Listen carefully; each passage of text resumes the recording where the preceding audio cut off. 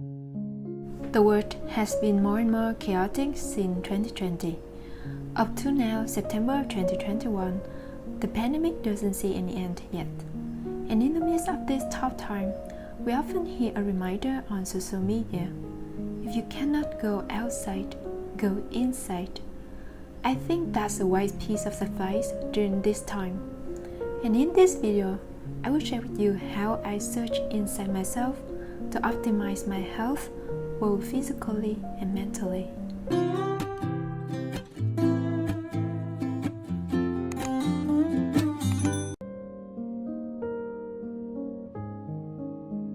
The Buddha advises us to create the feeling of joy and happiness in order to nourish ourselves before we deal with the painful feelings.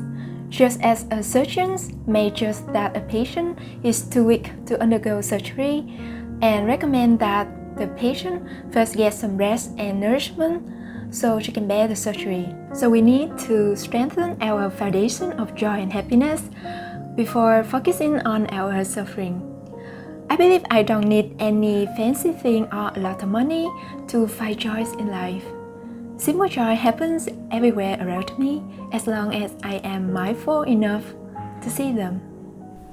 Joy can come from a delicious home-cooked meal. Sometimes I make comfort foods that are judged as unhealthy, but why so serious? I think it's important to have a healthy relationship with food. I think I can treat myself sometimes with foods that bring me joy. On the other hand, by cooking at home, I can easily monitor what ingredients I put into the food that will not harm me and my loved ones. And also, there's a lot of healthy eating methods out there, and I think sometimes people may feel confused, asking themselves which one is the best for them. For me, I've learned the theory of nutrition from some specialists in healthcare field, and I put that into practice. Sometimes I also take some adventures by trying new recipe. Then I savor it, eating slowly and mindfully. It's also important to listen to my body and seeing how it digests the food, how I feel after eating it, and then I can adjust. A warm beverage and a good book is also my go-to idea to find simple happiness. Recently, I cut off my caffeine consumption by taking decaf coffee, and then I stopped drinking it every day and replaced coffee with tea. There's lots of different opinions or views towards coffee. Is it good or bad? I think it's not completely good nor bad. Just like the yin and yang circle of Eastern philosophy. In the bad, there's the good. In the good, there's the bad. So I think it's more about how we adjust our coffee consumption in particular and other things in life in general, rather than clinging to one of the extremes.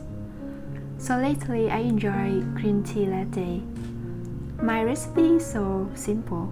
Just 1 teaspoon of matcha. Dissolve it with some hot water. Then add some warm nut milk. Then I have my favorite happy warm drink. I copied the hygge lifestyle of Northern Europeans by making myself comfy and cozy. Even though sometimes it sounds ridiculous with hot weather like where I'm living now, but I'm not rigid with the idea. I just focus on the spirit, in which I incorporate the feelings of coziness, comfort, and being loved into my life. And that's one of the ways I can find stillness and inner peace. Getting my body moving is also one of the things that can boost my energy and my mood. I know it's so hard for some people, especially when you just gone through a catastrophe such as your loved one has just passed away. So I highly recommend the YouTube channel Yoga with Agent. She has a lot of video of yoga for mental health. You just go to YouTube and type Yoga with Agent Mental Health. There's lots of video that can suit your psychological state, such as yoga for post-traumatic stress, yoga for after a disaster, yoga for depression, yoga for loneliness, yoga for suffering, etc. By doing exercise in this gentle and nourishing way, I found out that I am kind to my body and my soul. I can listen to my breath and my body while moving. I can synchronize my breath with every move. That's helped me be grounded and balanced during tough times. Our body and our mind are indeed closely interconnected. So by changing my physical state with regular physical activity, my mental state is uplifted as well. I also find simple joys in meditation or sitting peacefully. It may sound like a cliche, but it really helps clarify my mind and keep me grounded. I can't talk enough about its benefits, but you can only see how it's beneficial by putting it into your practice, not by learning a lot of theory. So my recommendation is not to wait until you have a hard time, then you start to meditate. I invite you to practice now. You can start with 2 minutes, 5 minutes per day, then increase into 10, 15, 30 minutes. A little a day goes a long way. Another way that I find simple joy is to spend quality time with my loved ones. And this becomes easier during the lockdown, the quarantine, if you are lucky enough for quarantine at home. About a month ago, my mom was sent to an emergency department due to her pre-stroke symptom. I was with her in the hospital for about 10 days. Luckily, she recovered. During that time, we were missing our home so bad. She and I could not sleep well due to the noise and the low energy vibe of a place like a hospital. So after that experience, I treasure every moment at home. I love working from home. I know I am lucky to be able to work from home. I love spending my time with my family, which I could not do earlier before the lockdown.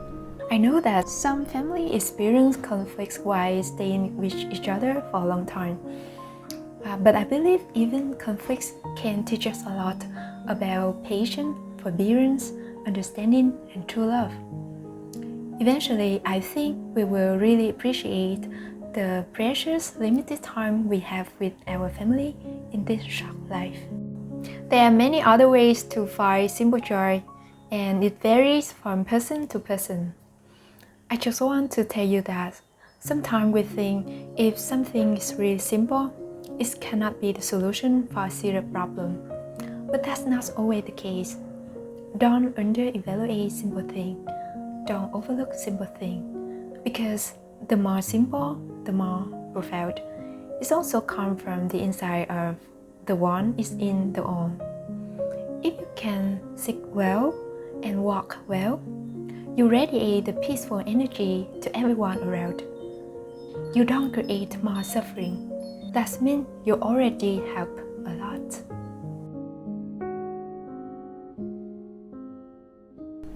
If I can cultivate enough joy, happiness, and mindfulness, that energy can help me in contemplating my fears.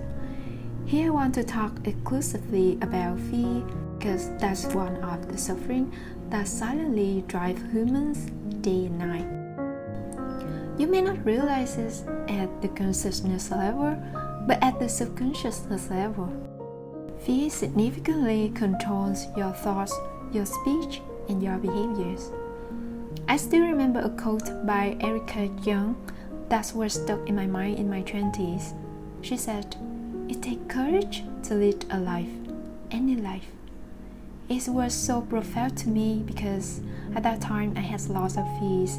I lived in insecurity day and night, but some voices inside told me that, be brave, you need to face your fears, you need to confront the brutal facts, things like that.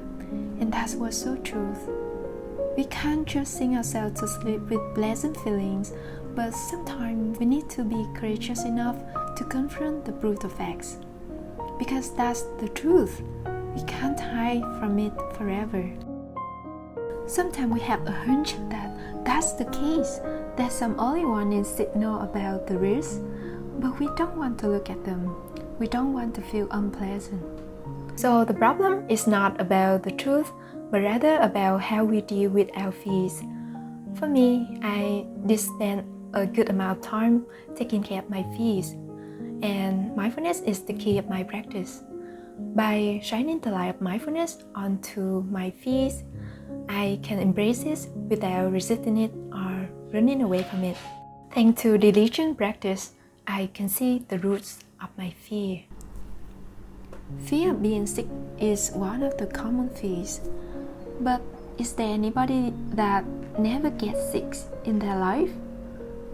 The incident that my husband was diagnosed with cancer 3 years ago also teach me a lot about how to get sick gracefully.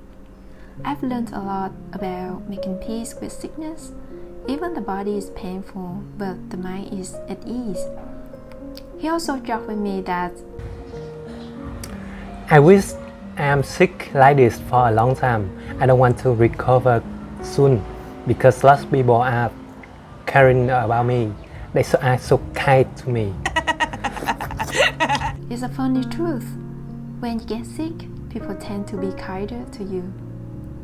Also, are you scared of death?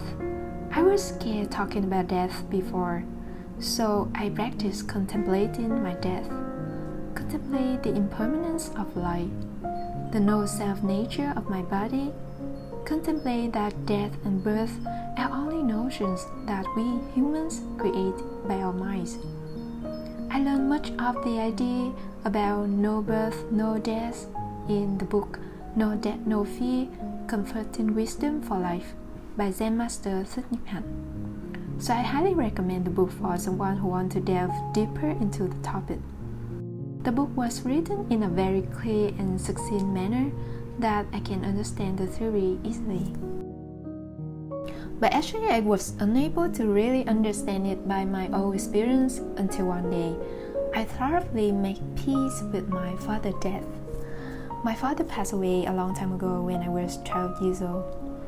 Even though time can heal, I know that subconsciously I was still hurt. One day, I had a chance to meditate in a beautiful garden in the suburbs of Saigon. The atmosphere there was so fresh, quiet, and peaceful that I was able to see the insights of no birth and no death. I realized my late father never went far away from me. He's in me. He was struggling to find a way to liberate his soul. He learned how to meditate and learned about Eastern philosophy. And eventually, he somehow saw the light at the end of the tunnel when he contemplated the beauty of a dew. He realized life is as fragile and beautiful as a dew. Now his life is continued by me. I think I'm on the right way to find true liberation. So my practice of mindful living is not only for me anymore, I practice for my late father as well.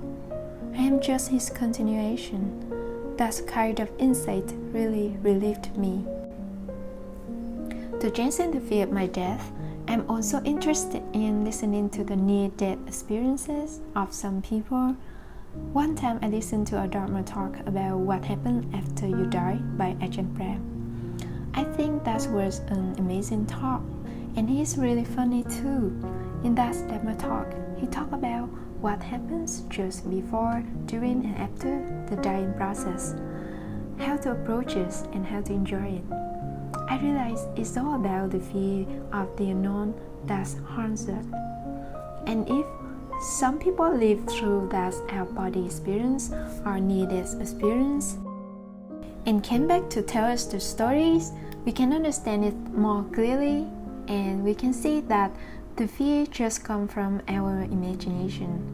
Just because we don't know it, it doesn't mean dying is terrible and painful, but actually it can be very peaceful if we have the right attitude to approach it. And the most important thing is how we live our life right now can decide our state of mind when we die. So if we live with hate and anger, chances are our death will be terrible and full of regrets. But if we live with compassion, forgiveness, and love most of our life, we will die peacefully. We will be at ease and at peace in that beautiful transition. So I put the links to all the videos and books I mentioned in the description box below, just in case you are interested. The Buddha also taught the 5 remembrance. The 5 remembrance help us to embrace the reality of life. We need to be real. We need to face the truth. We all will grow old, get sick, and die. There's no escape. When we contemplate them daily, we can transcend our fear of death. There's many versions, and below is the version from the Plum Village Chanting book by Zen Master Thich Nhat Hanh. When you deny the reality of life, you appreciate it less. Meditate on the Buddha's 5 remembrance and rediscover the magic of life just as it is. I am of the nature to grow old. There's no way to escape growing old. I am of the nature to have ill health. There's no way to escape ill health. I am of the nature to die. There's no way to escape death. All that is dear to me and everyone I love are the nature to change. There's no way to escape being separated from them. My actions are my only true belongings. I cannot escape the consequences of my action. My actions are the ground upon which I stand. That's how I practice seeing the roots of my fear. When the insights appease, the fear just transforms itself into something really useful, like the energy of compassion, of love, and that energy fuels my aspiration of helping and serving people around me. And because my actions are my only true belongings, when I die, I don't live my life accumulating a lot of material possessions, power, or fame.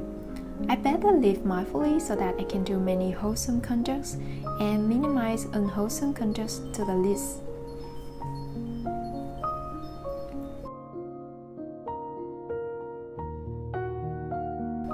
If we look outside, there's lots of conditions that we cannot control. But when looking inside, we see how powerful we are, and we start to claim back our sovereignty. For example, for a long time, we desperately long for a medicine that can cure an incurable disease. But then we realize any modern medicine has its side effects. That may look like bad news for many people, but if we are attentive enough, we can see that our natural immunity is so miraculous. We just need to learn the right ways to nourish our bodies, give it favorable conditions so it can optimize its capability to heal us. Another example is when we blame other people for making us suffer. But wait, is that so? When we have some stillness and sanity to look into the problems, we may see that we are the person who mainly controls our emotions. It's like a metaphor in Buddhist scripture. One day, a man cursed the Buddha with nasty words. The Buddha then asked him, if you want to give someone a gift, but he doesn't want to receive it, who does the gift belong to? The man answered, it belongs to me. Yes, if someone tried to bring me an unpleasant feeling, but I refuse to receive it, there's no way their harsh words can affect my mood and my mental health. So I can see we as humanity have been through a very challenging time. But if we can make use of this time to tune into ourselves, to live more mindfully, to wake up, to see that the way out is in, then we can see the light at the end of the tunnel. The light, the wisdom, the insight, the Buddha nature, or God is already inside each of us. We just need to be still enough for it to reveal itself. So take good care of yourself, search inside yourself. Thank you so much for watching. The light in me bow to the light in you. Namaste.